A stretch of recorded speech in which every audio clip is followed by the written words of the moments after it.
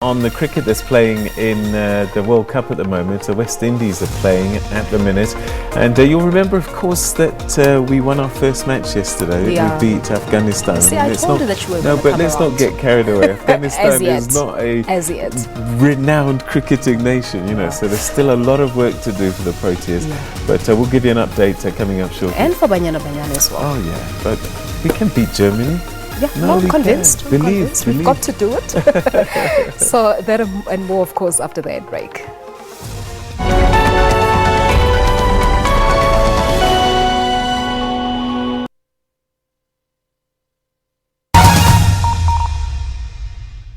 On Full View, the end of the day means unpacking the day's events. We recap all major news stories from around the world. The African Union's decision to suspend Sudan's membership was made by the AU Peace and Security Council. It was a unanimous decision. We said we'll give them up to 60 days. And have in-depth discussions on what's happening in our country. This economy, for it to grow, you need people that will be working in order for them to be able to have the buying power. Hello, I'm Nana, and I want to tell you a bit about Economics Unbound. It is a live studio current affairs program that brings an understanding of the economy, how it operates, and how it is managed. The show seeks to include ordinary South Africans in purposeful and well-informed discussions about the economy. For you to be in business, you need to work with other businesses, while providing them with enough information to make better economic and financial decisions. Bringing informal sectors into a formal economy and making it more inclusive. Any business opportunity that is below 1 million must be given to a township entrepreneurship. Through this program, audiences can look forward to 30 minutes of deep and tough questioning on the issues of the week. To whom does women's unpaid work go? On Network, we have gadgets, robots, and more. I just hacked the drone and now I have full control of it. I can fly it, I can get all kinds of data back. A lot of people nowadays plan their travels based on what they see on hashtag #InstaTravel. Basically, with the use of your smartphone, you are able to navigate your way in and across the length and breadth of our majestic country. There's technology and social media news on Network at 8:30 p.m. and every Sunday at 5:30 p.m.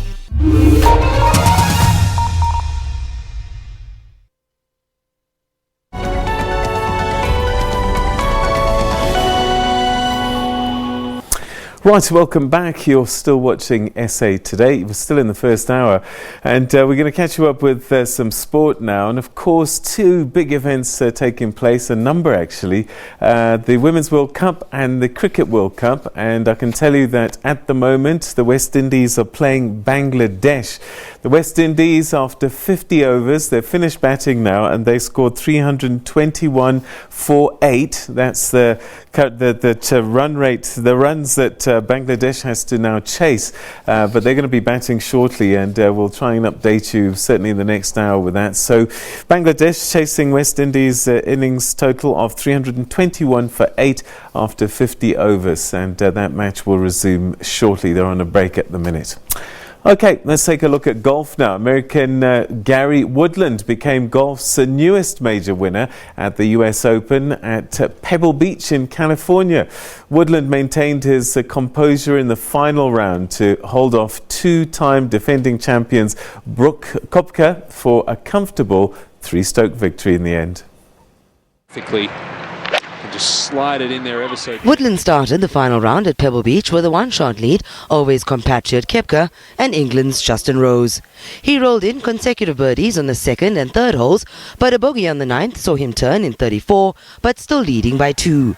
World number 1 Koepka, a two-time champion here, reduced Woodland's advantage to just 1 stroke after he picked up a shot on the par 4 11th hole.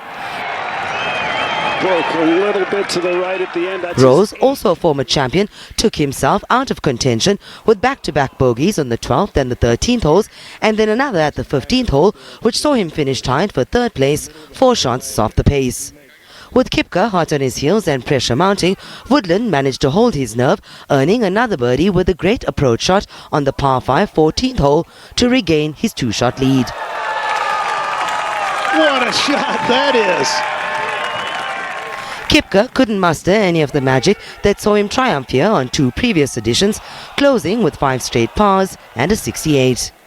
Woodland, however, who had not managed a top 10 finish in his first 27 majors before last year's PGA Championship, where he tied for 6, rose to the occasion.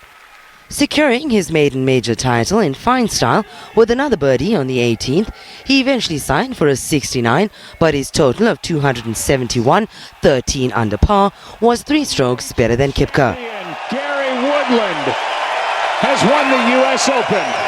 The putt at 18, after it goes in. Do you ever allow yourself to dream this big? No, I didn't. And, you know, it was special. I never let myself get ahead, and I never really thought the tournament was over. So once that went in, it all kind of came out of me. It was special, to finish it off here at Pebble Beach. South Africa's Louis Oosthuizen kept himself in the hunt all week, but his game fell apart on the back 9 with a double bogey on 10 and 2 more drop shots on the 12th and the 14th holes as he slumped to a 1 over par 72. He finished tied in a group for 7th place at 6 under overall. Samantha Mari, SABC News. Johannesburg-based Calvin Beneke and Andrew Edwards claim stage 3 of the 2019 Panorama Cycle Tour in Whiteriver, north of Mbombela. This means that the time trial will be an interesting affair as Beneke and Edwards' win throws the cat amongst the pigeons in the run for the yellow jersey in Leeds. Now, Sicelo Hlanula captured the proceedings as being reported by Mduduzi Ndlovu from Whiteriver. It was yet another day on the road for cyclists in the ongoing Panorama Cycle Tour in Mpumalanga. Motorists have been exercising patience, cooperating with authorities on various routes. Stage 3 was generally a downward ride. It saw the cyclists riding to yet another tourist attraction area, Sudwala. After making a U-turn, the riders needed some ice on the muscles. The mountains were challenging their physical and mental strengths. The past few days there's been enough ice baths and really nice recovery at the PPS Panorama Tour with the chill zone really aiding our enjoyment and recovery factor. So it's been a good time here and definitely a fun time. There was a steep climb going up and my part is not the best climber, but we managed to get over, caught back to the main group, recovered a bit and just seized the right opportunity to put in an attack, and it paid off in the end for us. 31 Ks into your day 3. Some spectators were cheering at various water points, and it seemed like it was working like a charm as the riders will increase their speed. The organizers are content with the overall proceedings of the cycle tour.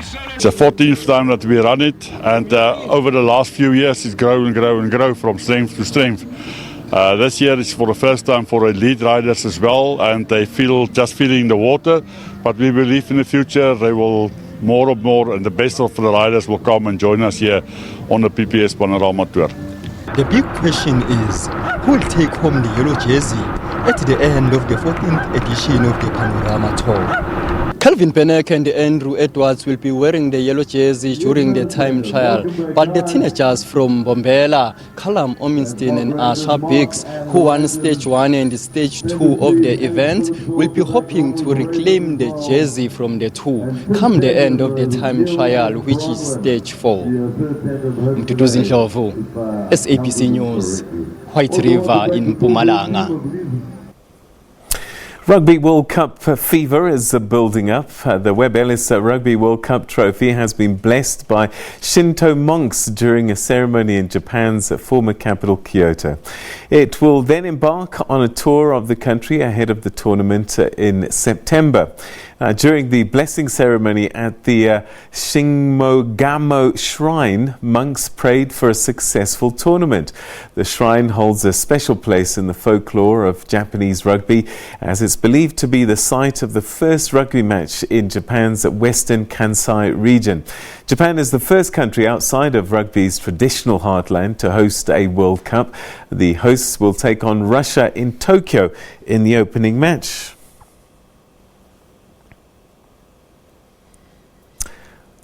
Right, okay, so let's give you another update on what's happening at the Cricket World Cup, and I can tell you that Bangladesh are just at the crease now. They have to chase 321 runs. That's what the West Indies got in their innings. So they need 322 runs to win from 50 balls, and that's a run rate of about 6 per over. So they're going to have to really go for it. So that's the situation at the moment. I can tell you that Evan Lewis, 70 runs, Shai Hope scored 96, and Puran scored 25, with Hetmeyer scoring 50. So that was a good outing for the West Indies in their innings, 321 for 8, and that is what Bangladesh have to chase. All right, we'll keep you up to date with that. And there you go, the first ball bowled, and it was a wide. So that's 51 balls for the West Indies. All right, okay, we're going to leave that for the time being, and we'll update you more on that in the next hour. Coming up, the weather, and we'll be back at the top with your headlines.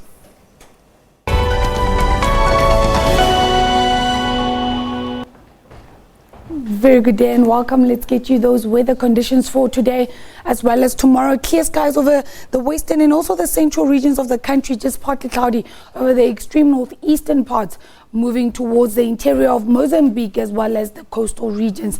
Now tomorrow we've got a band of partly cloudy skies from the central regions of Mozambique, KwaZulu-Natal as well as the Eastern Cape, stretching through to the adjacent interior. The rest of the country expecting mostly clear conditions.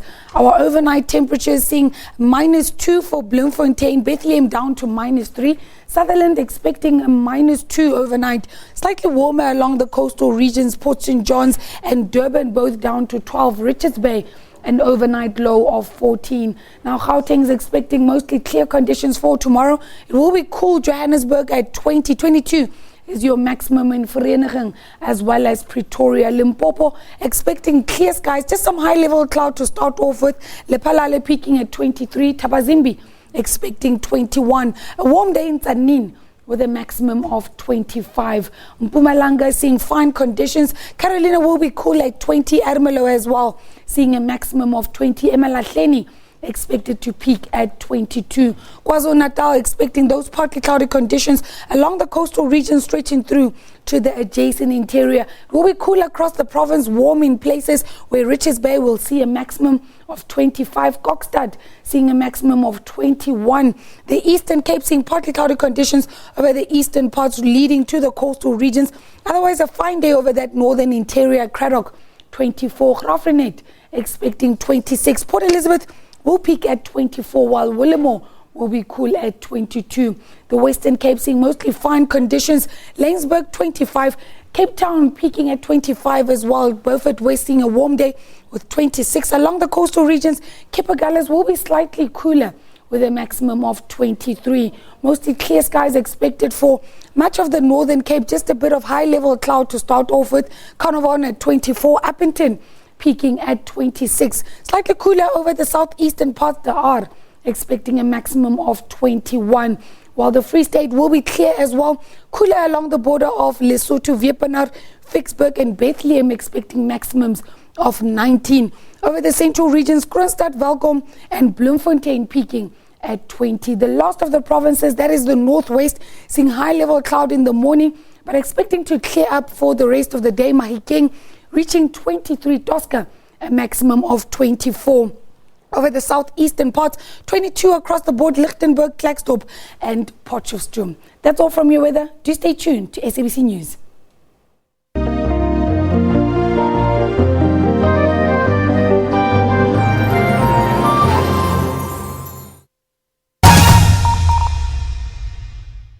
Every year, more and more people all around the country are saving money on their car insurance. Let's meet some of them. Well, I'm doing my articles in chartered accountancy, so I have financial knowledge. What she said just made sense, so we switched and saved. How much did you end up saving? Almost 450 Rand. You guys have children yet? No, but the mother-in-law is pushing very hard. If you can convince your mom-in-law to switch and save, that'll get you 1,000 rand off of your next monthly premium. With the money she saves, it's a win-win situation. Mother Frida, if you want babies, you must switch and save. Yo! If you think it's a hassle getting a quote, put us to the test. Call or SMS now for a quick quote and make 2019 your time to save. SMS SAVE to 34473. It was a simple telephone call, informed him of the basics. I had an accident. With most insurance, once you've had an accident, they increase your premium. And then when he told me this is what the premium would be, are you sure? Did you hear that I had an accident? How much did you end up saving? Half of my previous premium, almost 500 rand. Start your year off on the right foot. Go, no. If you've been with the same insurer for years and haven't recently put OutSurance to the test, call or SMS now and make 2019 your time to save. SMS SAVE to 34473. So this lady from OutSurance calls. Yes, yeah? Friendly, vibrant, energetic, and she made that sale within 3 seconds. No, 3 sentences. 3 seconds is even better than 3 cents. She was good. Ended up saving almost 300 rand per month. How would you summarize your overall experience with OutSurance? 3 words. Fresh, vibrant, and lekker. They've all saved. Why shouldn't you? SMS SAVE to 34473 and make 2019 your time to save. Tell me how you feel about being in one of these OutSurance ads that you've seen on TV. It's exciting. The husband is a bit jealous. When you did make that call, what was the experience like? They listened to you and they helped you save. How much did you end up saving? Almost 500 rand a month. With the savings, we can do more things as a family. Switch and save. Yes! When? Now. Right now? Yes. Tell them. It's your time, it's your time, it's your time, it's your time. If it's been years since you shopped around for a better car insurance premium, SMS SAVE to 34473 and see what you can save. How did your path with OutSurance cross? And I saw this advert about this guy, Chacha. So Mr. Chacha got me thinking, if I do switch and save, I won't just do the Chacha, I'll be doing the Tango. And the difference that you're now saving? It's just over 900 rand. In 3 words, summarize your experience. Smart, professional, and they save me money. You know that last one was like 4 words. I know, but that's how good they are. Just think what you could do with the money you save. SMS SAVE to 34473. 2019, it's your time to save. So what happened is I made the phone call and I asked Kolisa to just call me back. He explained everything to me, a meaningful conversation. How much did you actually end up saving? Almost 750 rand. That's how I switched and saved. But I'm glad our paths crossed. We could make an OutSurance connection here. Have you and Kolisa gone out on a date or something? No, it was just insurance. Oh, is it your time? Yeah, it's my time. If you're curious to see if you really are getting the lowest possible car insurance premium, SMS SAVE to 34473 and make 2019 your time to save. Made a call, so what did I have to lose, right? I had the nicest conversation with Naz. He ended up saving me over 1,000 rand. What? Yeah. How long were you then with your previous insurer? Around 2009. Nearly a decade. Yeah. It's a lot of money there that you could have saved, right? Let's focus on the future. If you were to give somebody advice about starting off the new year. Make 2019 yours. Have a 2019 year. Are you just accepting annual increases without looking around to see if you could be paying less? SMS SAVE to 34473 and make 2019 your time to save. Tell me about how you heard about OutSurance the first time. I was contacted by a very, very friendly consultant. Gave me the amounts. Honestly, didn't believe it. Why didn't you believe it? It was too good to be true. Now you're making me curious. What was the amount? 1,305 rand difference. I was like, what? No ways. I screamed on the phone. Other guys sitting around me like, what's wrong with this guy? Can we just have a moment of silence? Just thank you, OutSurance. Real clients, real savings. Don't overpay for car insurance. Put OutSurance to the test today. If you don't do it, you may regret it, so do it now. SMS SAVE to 34473 and make 2019 your time to save. We do not just speak. We let every voice in our nation find full expression in language and in culture. We do not just teach. We empower all people with education. We do not just bring you the news. We place you where the news is happening.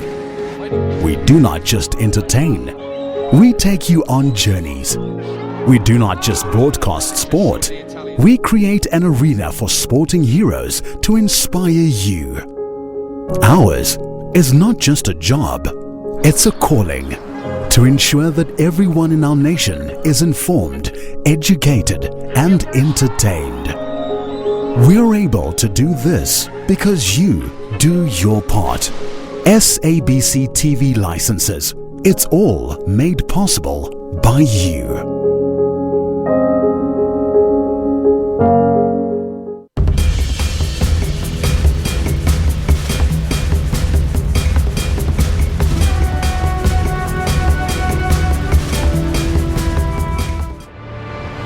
The Sahara, Arabic for the Great Desert, is the world's largest hot desert and one of the harshest environments on the planet. It is the third largest desert overall after Antarctica and the Arctic, which are cold deserts.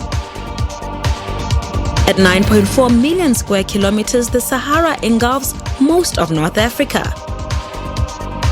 The desert covers large sections of 10 African countries. The Sahara is bordered by the Atlantic on the western edge, the Atlas and the Mediterranean Sea to the north, the Red Sea on the east and the Sudan and the valley of the Niger River on the south. The Sahara's northeasterly winds can reach hurricane level and often give rise to sandstorms and dust devils. The Nile River crosses the desert from its origin in Central Africa to empty into the Mediterranean.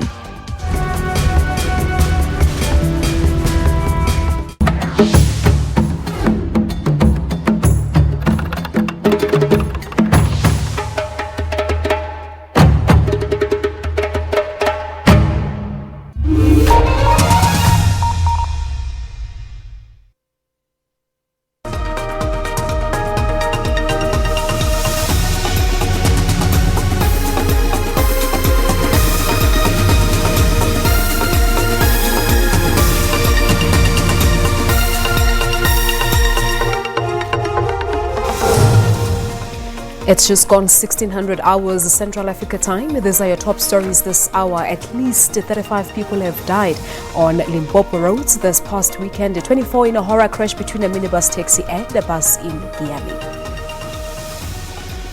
The SABC's Chief Financial Officer, Yolande van Biljon, has warned of a possibility of a communications blackout amid the public broadcaster's dire financial situation.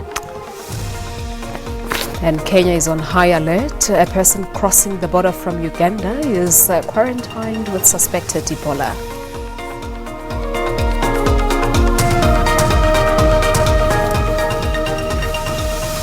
Good afternoon. If you've just joined us on this public holiday, you're watching SA Today on the SABC News Channel. Always independent and impartial. We're coming to you live from our studios in Johannesburg, Palisa.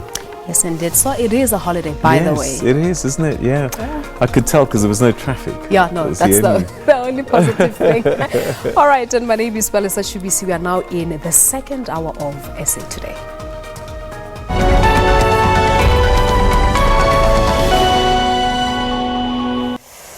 At our top story this hour, it's been a deadly weekend on the country's roads. 35 people have died in 4 separate crashes in Limpopo since Saturday. President Cyril Ramaphosa has expressed sadness following the death of 24 people in a head-on collision between a minibus taxi and a bus near Giyani in Limpopo overnight. Our SABC News reporter Lutendo Bobodi is covering that story for us.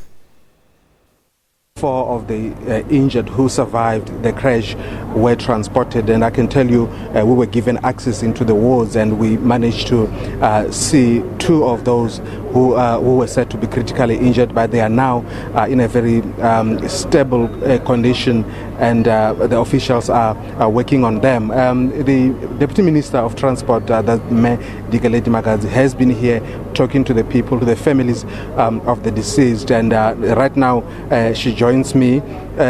Deputy Minister, you've been speaking with the families of the deceased. What kind of support are you going to give them? Firstly, let me say condolences from the government of the Republic of South Africa. We shall be assisting together with the provincial government of Limpopo, the bereaved families. Road accident fund functionaries are already here. Social development from the department, from Limpopo government is already here. Doing counseling services. They also from Road Accident Fund will be assisting to make sure that the deceased gets a befitting funeral from them. And I think that is what the government in its entirety, including the local government, we're holding hands. We've got MEC of Health here. We've got the MEC of Transport. We've got the MEC of Social Development. I am here. The Executive Mayor of Mopani is also here collaboratively, and we are coordinating this program as the entirety of the government of the Republic. Okay, from last year we've seen a lot of people perishing on our roads, and only this time from Friday 42 people have already died. What seems to be the problem? Is it the attitude of the drivers? An accident is an accident. If it's to happen, it's bound to happen, irrespective of whether you're driving cautiously or you may be reckless in driving. But let's take it that this is an accident. It was bound to happen, and they allow the processes of the traffic department and the police to take course so that we are able to speak from an informed position as to what brought about this accident. I must also say condolences to the other group that throughout the whole this short period of holiday, we have seen Limpopo having this type of a carnage where 42 people have lost their lives. Thank you so much. And we just heard that the Minister of Transport, that Fikile Mbalula, will be here tomorrow to engage local authorities on what has been happening with accidents and lots of lives being lost. SABC News reporter Lutendo Bobodi reporting a little earlier on here on the channel. Meanwhile, a collision involving a minibus taxi and a bus on the R81 in Mapal Lane, Limpopo, has claimed the lives of 24 people. It's believed that the occupants of the minibus were returning from Youth Day celebrations in the province when the accident occurred at approximately 8:30 in the evening on Sunday. For more now on these road fatalities, we are now joined on the line by the Road Traffic Management Corporation's CEO, Advocate Makhosini Msibi. Advocate Msibi, good afternoon to you. Thank you so much for coming through. Let's start with this particular horror crash in Limpopo. We understand it was a head-on collision, but what might have happened because both the minibus taxi and the bus were traveling in opposite directions? Well, good afternoon, and good afternoon to the listeners. It might be premature for me to speculate.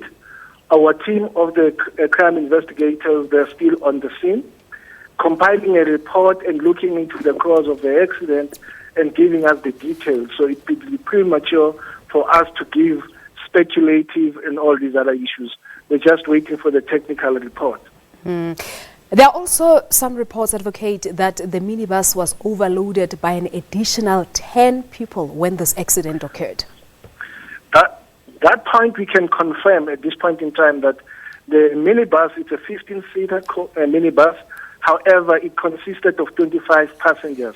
To that extent, it is very clear and very conspicuous that it was overloaded with 10 passengers. But what is this saying about our drivers and the driver behavior on our roads? Well, it has been an issue that we have been emphasizing from time to time, that most of these accidents can be avoided.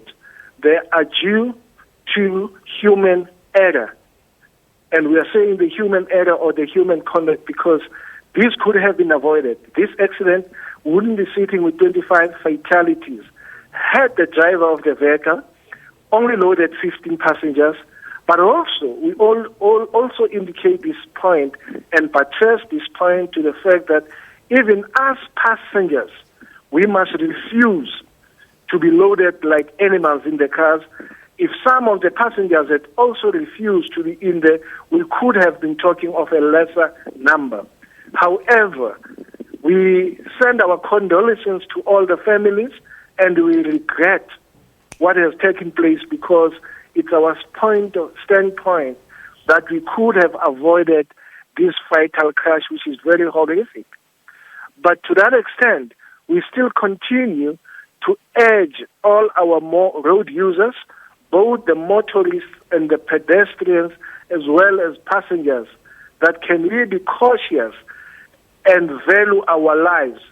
God just gave us just but one life. Let's spare the life of other road users. Some of the issues that causes these accidents, it's an issue of speeding, it's an issue of recklessness, it's also an issue of alcohol consumption, and these are the issues that we're investigating. Hence, I was very, very circumspect to give the causes of the accident, because our team have to look whether was there any alcohol involved, was there speeding, were both vehicles roadworthy, so that we give a conclusive report as to actually what is the cause of the accident.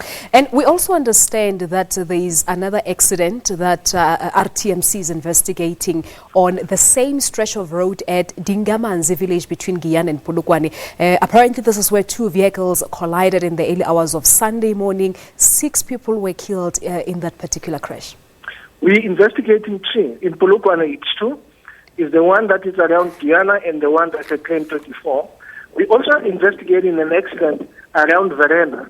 You know the Verena area in Mpumalanga, where the truck collided with the school children, and the school bus caught fire and all kids were burnt beyond recognition.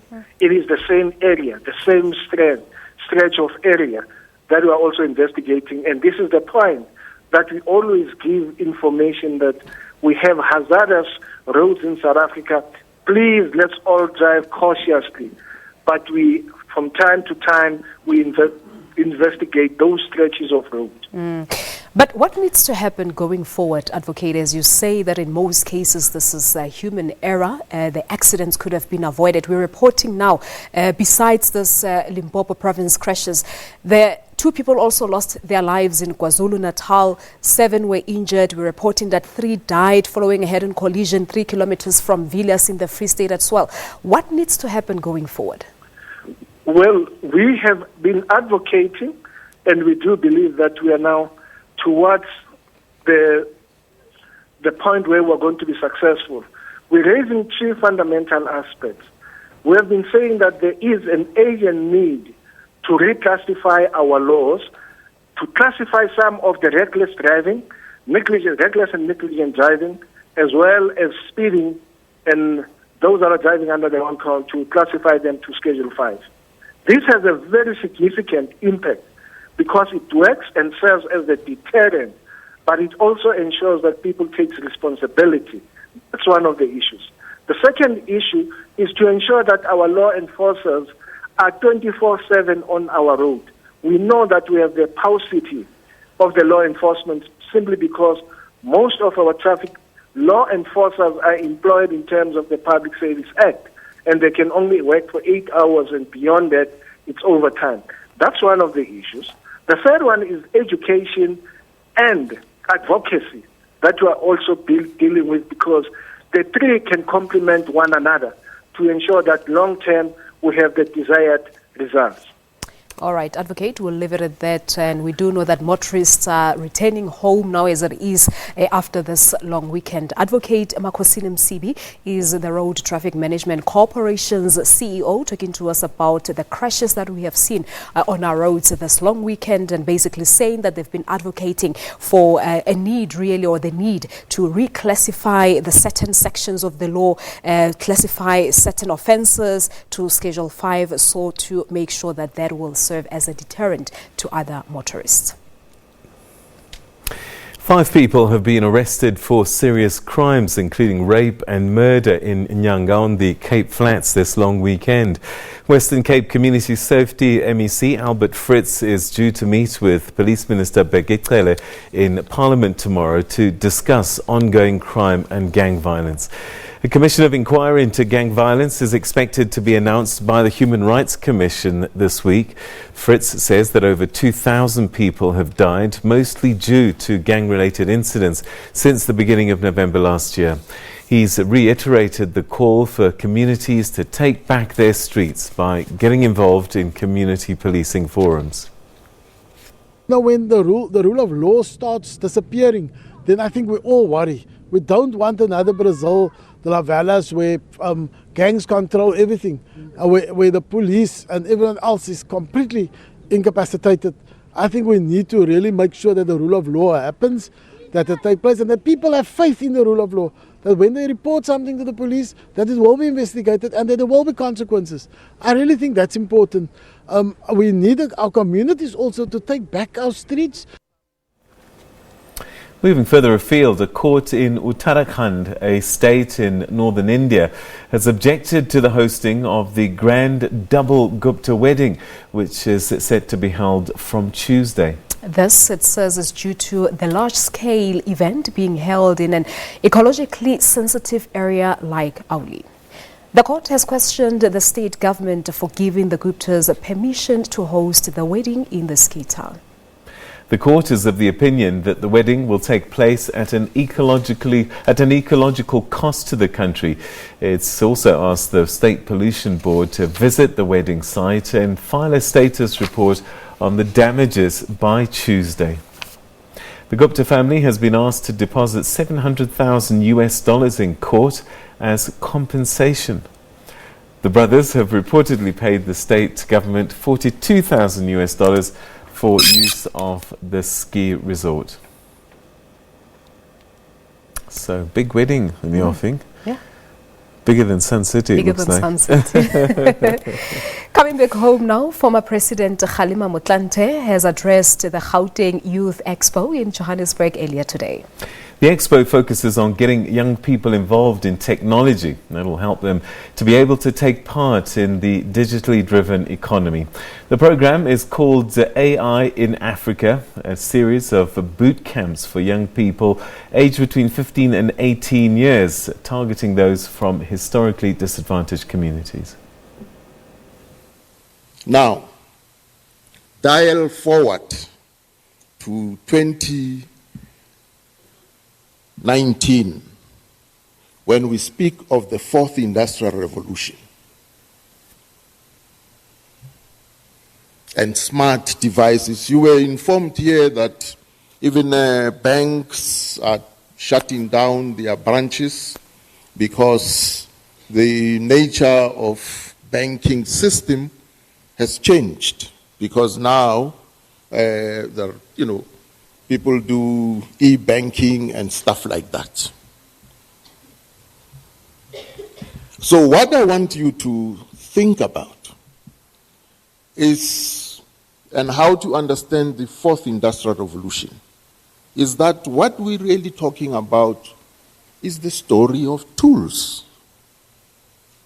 This is the human story of tools. Human beings have always found it necessary to fashion tools so that their limitations as human beings can be augmented upon by tools. And that is why today we speak of smart devices. These are tools. These are tools created to make human life better. Not to take away jobs. Of course, it will disrupt the manner in which we used to, do things.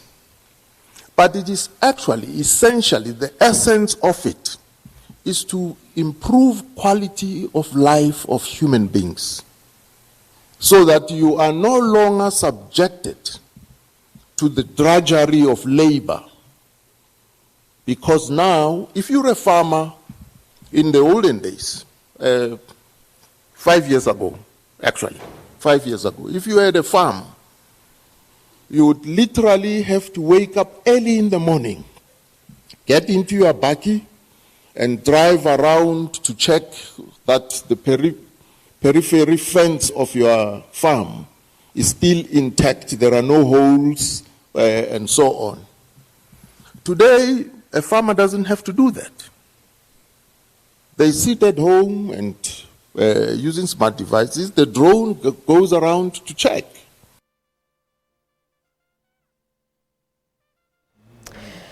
June is Youth Month in South Africa, and on June the 16th each year, Youth Day is commemorated. Yesterday, a National Youth Day event in Polokwane, Limpopo was led by President Cyril Ramaphosa, where he spoke about the many struggles that the country's youth are facing, chief of which is the issue of massive unemployment. We are crafting and building a number of initiatives and interventions, and we are doing so because we are very much alive to the fact that youth unemployment is indeed a national crisis, and we therefore call on all our social partners, business, government, our state-owned enterprises, our trade unions, that we should all work together to address the issue of youth unemployment. Our success as a nation in the years to come depends on us making more room for the youth of this country. Well, that was President Cyril Ramaphosa speaking at a Youth Day event in Polokwane yesterday. So just how bad is the national crisis regarding youth joblessness? Well, the latest official employment statistics released by Stats SA last month indicated that unemployment is rising and has reached 27.6% for the first quarter of 2019. What's hidden in those figures, though, is the alarming burden of unemployment is concentrated amongst the youth aged between 15 and 34, which accounts for 63.4% of the total number of unemployed persons. Well, we're asking the questions now. Can anything be done to turn the tide?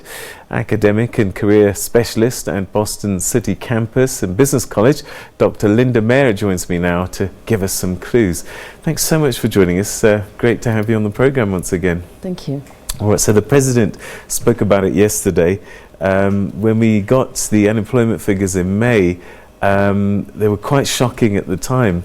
But I guess, like I've just said in the intro, to say 27.6% doesn't really tell the story, does it? No, so if we tell the story is that we have 16.3 million people working in South Africa and 6.2 million people that are not working, that are seeking employment. So obviously, in terms of the different categories of age groupings, it tells us a very clear picture of what it is that we're facing.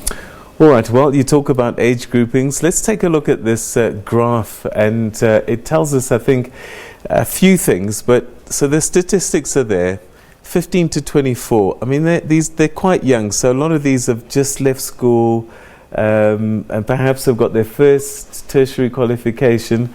But they are the most unemployed, and if you're my age group, 35 to 36, or a little bit older, we're the least unemployed. So what is this telling us about, especially those that have got less than matric, have got matric, graduates, and other tertiary? What's all this graph telling us? So the most important thing that the graph tells us as we get older is that the age group between 35 and 65 is taking over the jobs. So the last category is not 35 to 36. It's 35 to 65. Right. So in the last graph, what it is telling us is that the older you get, the more experience you have, and the more your ability to get employed is evident. Right. But what it also tells us is that older people are now taking the entry-level jobs away from individuals Even that would have. entry-level. So we call that, obviously, in terms of the structural unemployment area, where people that are now being retrenched because the economy needs to grow between 5 and 6%. It's growing at less than 1, so we can't absorb the new market entrants. So an additional exclusionary mechanism now is that people that are older are taking these entry-level positions and precluding youth from entering the job market. Are they not overqualified by definition? Well, people are willing to take, employers take whatever they can. They want a bang for their buck. So if they can get somebody with experience and qualifications that's willing to work for that money, they're going to take it because it's a value add to their business. So let's take a look at the ones with qualifications. So if you've got less than matric, 60% of you, basically you're going to be the one that struggles the most to get employed, whatever age group that you're in, right? And if you've got other tertiary, it's still quite high, but it's geared towards the young people again. The TVET college qualifications. Yeah. So in terms of so let's look at the matric level, right? So matric doesn't guarantee you a job at all. But you can see through the age groupings, as they get older and they start gaining experience, it becomes less important as it goes through the different and that experience is what counts then? Experience is critical. So often qualifications is a way to get into the door, but without experience you cannot move forward. If we look at the people that are in other tertiary, so the TVET colleges, we can see the same thing. As they start getting experience, there's a greater chance of employment for them. And you need to get a qualification, you need to get a degree. You can see that only 4% of people with degrees that are over 35 are sitting in the unemployment cycle. And they are unemployed for much less periods when they do get retrenched or lose their so positions. what can we do? Because the President spoke about it yesterday, that experience seems to be the biggest barrier for especially people that have got some kind of qualification. They still struggle because they don't have experience. What needs to happen to change this tide? First of all, you've got to get some kind of qualification, it seems. And then what? So government is doing some structural changes. They've put new tax incentives in place in the BEE codes. Now companies can get better advantages if they take learnerships, internships, and also pay for individuals to study. So what can be done is that we need to have a more economically viable environment for individuals to be in. We need to grow the economy. We need to make sure that the right skill sets are within the individuals that are going to university. It doesn't help that you come out with a degree and you're still unemployable. You don't have IT skills, you're not geared for the fourth industrial revolution, you're not geared for what the market demands are. I don't know if you know, Peter, that 65% of jobs that exist now will not exist in the next 12 to 15 years. Wow. So somebody that's in grade 1 now, it's impossible to predict what your children will be studying. You see now when you want to go to the doctor, you do it via Skype. Legal services are online. So the world is changing and we need to gear and analyze very critically what it is that what you're saying is that the education system that we have right now is not fit for purpose, because actually by the time someone gets through matric from grade 1 now, what we've been teaching them is based on a world that's disappearing. It is a world that's disappearing, and we need to keep abreast of the developments and make sure that those skills are constantly revised into the curriculum and the syllabi. And the knowledge, because the knowledge world that we live in changes daily. There's something called Moore's Law that says that every 18 months the information that we have doubles, and 90% of the information that we have today is information that was generated in the last 5 years. So the world we see and the old school resolutions and solutions that we look for are not going to work in the modern economy. All right, so you run a business school and college. How are you working with industry, for example, so that you're making sure that you're teaching what is needed out there, and that I'm not coming through the school, getting capped, getting a qualification, and it's worthless? So what we do is we work very closely with industry in the design of our qualifications. We have constant reviews. IT is a prerequisite in all of our qualifications, and we also have a very good work integrated learning component. And then also we guarantee our students that have studied 3 years or longer that we will help them get a job, a learnership, an internship, or a job, or we will pay for their postgraduate studies or give them 50,000 Rand. We're putting our money where our mouth is to say we stand by the qualifications because we know that from market absorption, that it is evolving around what it is that people need. So you're quite confident that if you study the right things at the right institutions that are giving you the right skills, that you will get a job at the end of that process? You will get a job, because remember, it is not that the South African economy doesn't have specific requirements and jobs that are standing vacant. Yeah. Management skills, IT skills, these things, the fourth industrial revolution skills, we cannot fill those positions fast enough. People are standing in queue waiting for those students. But it's important that we don't see higher education as an extended unemployment scheme, where we just think that we're going to put somebody into an institution for 3 years or 5 years so that they're not at the end of it going to be economically active. It is not assisting our economy to grow, but where those positions pose opportunities, we need to make sure that those skill sets are developed and ready for market and fit for purpose. Right, so what you're saying is, and we need to wrap up now, but what you're saying is that if you're studying something right now, if IT isn't part of that curriculum, then you're already on a perilous path. What typically are IT studies now that must be a minimum in each qualification? The minimum is obviously the computer packages, systems developments, just basic coding. And if you don't have money, as I always say, there are these free, massive online open courses through Harvard, Oxford. You know, it's called Harvard X, edX. Go online, do these courses, get your CV, skills ready. Even if you're employed right now, you should be doing 3 or 4 MOOCs, because they have a range of, whether it's broadcasting, whether it's journalism, whether it's marketing. Make sure that your skills are fit for purpose and current. It doesn't have to cost you anything, but you need to invest the time to ensure that you are marketable and that you are employable at the end of the day. All right, so if you're young, the key takeaways for this is you've got to get qualifications, because the more qualifications that you have, the higher your chances of getting employed. But don't just get any qualifications, get qualifications that are required and that are being reviewed all the time for the work environment that you're going to face when you leave. Absolutely, and volunteer and take any position, even if you think it's beneath you, take anything to get experience so that you can put that on your CV and an employer can see that you're willing to go the extra mile and contribute to their organization. All right, Dr. Linda Meyer, we're going to have to leave it there, but I think we're going to have more chats soon. Thanks so much indeed for your insights today. Thank you. All right, so I hope that helps somebody out there thinking about solving this unemployment riddle. The President spoke at length about this experience story. Find ways. All right, we're going to take a quick break, and after that, business with Colin.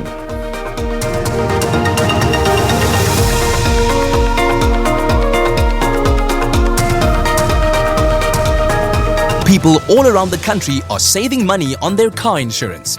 Let's meet some of them. So this lady from Outsurance calls you. Yes, friendly, vibrant, energetic. And she made that sale within 3 seconds. No, 3 sentences. 3 seconds is even better than 3 sentences. She was good. Ended up saving almost 300 Rand per month. How would you summarize your overall experience with Outsurance? 3 words. Fresh, vibrant, and lekker. If you think it's a hassle getting a quote, put us to the test. Call or SMS now for a quick quote and make 2019 your time to save. SMS SAVE to 34473. This car of yours is only that smell. Yes. Is it a new one? It's new, my dear. First one. So how long were you with your previous insurer? For a month. 30 I only days. paid 1 premium. It was too much. I gave them a call. Outsurance? Yes. All my questions were answered. Even some of the things, because I'm a new driver. Yeah. I was not aware of some things. They made a quote for me. I saved about 500 Rand. 2019. How? Yes. If you've been with the same insurer for years and haven't recently put Outsurance to the test, call or SMS now and make 2019 your time to save. SMS SAVE to 34473. My previous insurance phoned and said they're going to put my premium up again. And I just thought, really, I can't do this. I sent the SMS, immediately he phoned me. And he was really so sweet. He was so friendly. I couldn't believe it. How much did you end up saving? It was about 419 Rand. It's never too late. You must just do it. It's really, really worth it. It's going to change your life. It's changed my life. Have you told anybody else about it? Yes, I have. Yeah? I tell everybody. Wherever I go, I tell them. They've all saved. Why shouldn't you? SMS SAVE to 34473 and make 2019 your time to save. So how did your path cross with our insurance? My nephew referred me because he had just switched and saved. Yeah. How much did you save? Over 900 Rand. What are you doing with your saving every month? I want to go to the Caribbean island. I want to go and get my groove back. You need to give your nephew a shout out. Give him a shout out, Juanita. Dale, you are awesome. And now, she and Mr. Quipman are going to get their groove back. Just think what you could do with the money you save. SMS SAVE to 34473. 2019, it's your time to save. Tell me about how you heard about our insurance the first time. I was contacted by a very, very friendly consultant. Gave me the amounts. Honestly, didn't believe it. Why didn't you believe it? It was too good to be true. Now you're making me curious. What was the amount? 1,305 Rand difference. I was like, what? No ways. I screamed on the phone. Other guys sitting around me like, what's wrong with this guy? Can we just have a moment of silence? Just thank you, Outsurance. SMS SAVE to 34473 and make 2019 your time to save.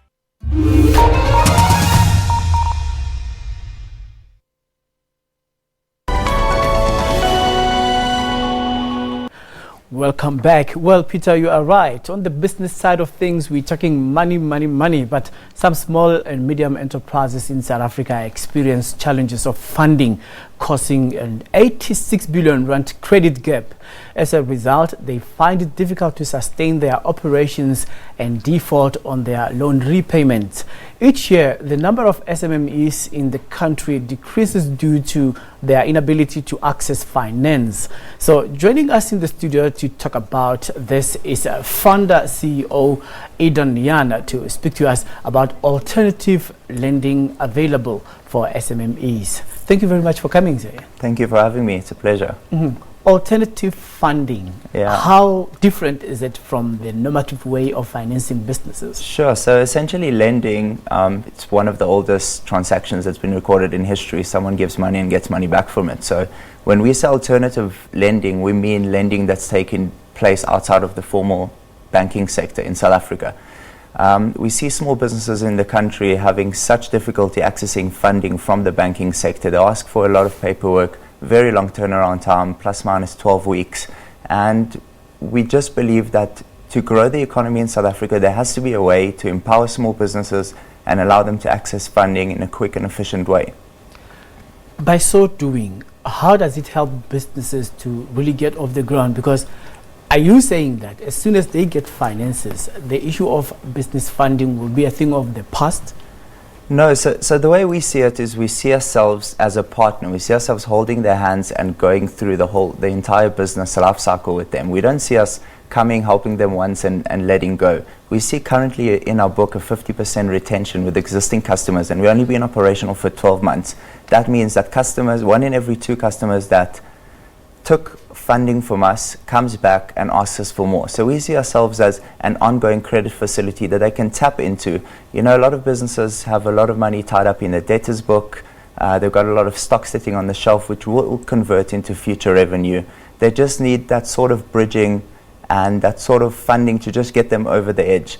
A lot of guys get orders that they cannot fulfill because they just simply do not have the money or the ability to service those orders because of their cash flow issues. So what we're saying is we'll provide you within 24 hours from application to disbursement of funds. You apply online, 8-minute application form, everything online, all the documents it will require is documents that the small business owner will have at his disposal. So you apply online in 8 minutes, like I said, and within 24 hours you get the money into your accounts to help you grow your business. When you're talking about stocks on the shelves and problems with cash flow, I mean, that's a give and take. So then how do you come in when that is not working? Sure, so they apply to us, right? If they got an order that they need to fulfill, or if they got cash flow problems at the end of the month, that's what happens. They usually come and ask for financial assistance. When they go to the banks take like I said, 12 weeks to come back with an answer. When a small business owner runs his operations day to day, he doesn't have 12 weeks to wait for financial assistance. If he applies, we believe he should get the money in today. If he needs the money, he needs the money now. So that's why we developed an automated credit model which takes more than 100 data points into inclusion when we make a decision to give us a holistic view of the business. And that way we are able to disperse funds quickly and on the spot. With that being said, the quickness of getting the money into your bank account helps you with cash flow or servicing orders or doing day-to-day operations that you would require. Doesn't this elicit trust issues? I mean, like the aggressive availability to offer funds just, at a drop of a hat. Sure. Doesn't it sound desperate to some people who would say this is suspicious? Sure, I completely understand. And I mean, that's why I'm saying this whole thing is about trust value. We are completely transparent. We tell every time we onboard a client, we give them an obligation-free quote off the bat.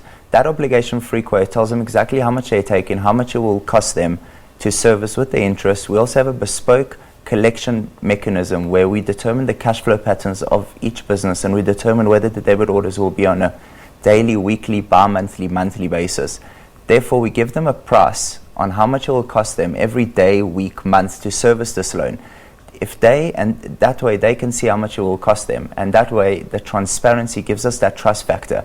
Also, when they apply online within 8 minutes, completely online onboarding, we always like to phone them or drop them an email and say, listen guys, we receive your application, thank you for applying, we will get back to you. Just to show some sort of human element, that they're not dealing with like you're saying, like a bank or a robot, etc. In business, there aren't guarantees, and whether we like it or not, things do go south in as far as business operations are concerned, even the operating environment. And in the end, there's going to be liquidation, whether we like it or not, if the business doesn't have a going concern. Tell us about the worst case scenario. What happens when a business goes down?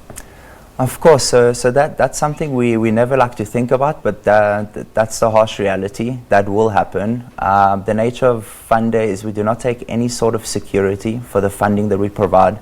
So unlike the banks, we do not attach anything, because we do not believe that a small business owner should attach any of his assets in order to get a bit of cash flow bridging. So when we talk about a default, in the case of a default, we always give them a 15-day grace period. What do I mean by a grace period? I mean by if they default on a repayment, we always notify them and give them 15 days to recover that repayment, because sometimes, like we know, timing isn't as easy always and predictable in small businesses. So we do give them that 15-day grace period without any penalties. After that, unfortunately, we do have to go on a legal route with them. But like I said, it's not secured by any asset, and it's up to us, I guess, to hedge our risk and make sure we lend to the right customers and back the right jockeys, because at the end of the day, we want to hold their hands and guide them through it.